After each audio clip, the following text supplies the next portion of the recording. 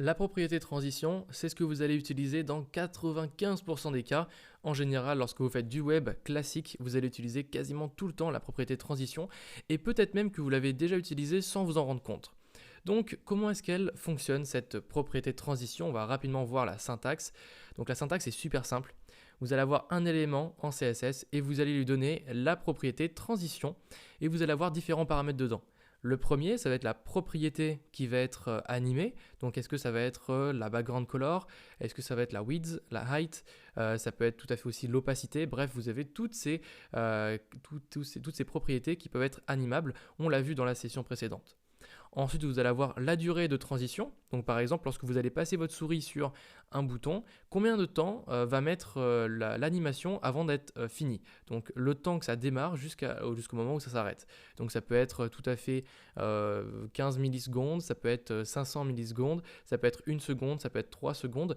Et là, vous pouvez écrire, bien sûr, 1 seconde, donc ce sera 1 S pour 1 seconde. Et par exemple, si vous voulez mettre des millisecondes, ce sera par exemple 500 ms pour 500 millisecondes.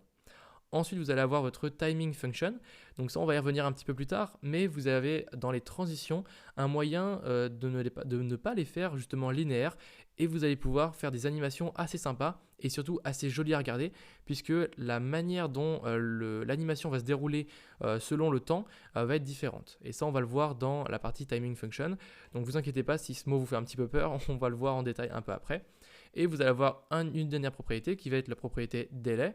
Donc si par exemple vous dites que l'événement c'est lorsque ma souris clique le bouton ou alors passe dessus, combien de temps je vais attendre avant de démarrer l'animation? En général, le délai, on ne l'utilise pas et j'ai très rarement vu des sites internet qui utilisaient justement ce délai, mais il faut savoir que ça existe et que ça a été créé avec le délai. Donc un exemple concret d'utilisation, si par exemple j'ai un élément qui a la classe box, alors je vais pouvoir faire .box et lui donner en transition quelle propriété j'ai envie d'animer, donc par exemple l'opacité. Je vais dire que cette animation elle va durer 200 millisecondes, donc c'est-à-dire 1/5 de seconde. Enfin que la fonction, enfin la manière dont la transition va être répartie en fonction du temps va être is/in, donc ce sont des mots-clés CSS, ça on va y revenir bien sûr, et enfin on va avoir un délai de 1 seconde. Donc si j'applique cette transition à n'importe quel élément sur un site internet ou quoi que ce soit, si derrière je rajoute opacité 0, vous allez voir que ça va mettre 1 seconde et puis ensuite je vais avoir une transition d'opacité qui va durer 200 millisecondes.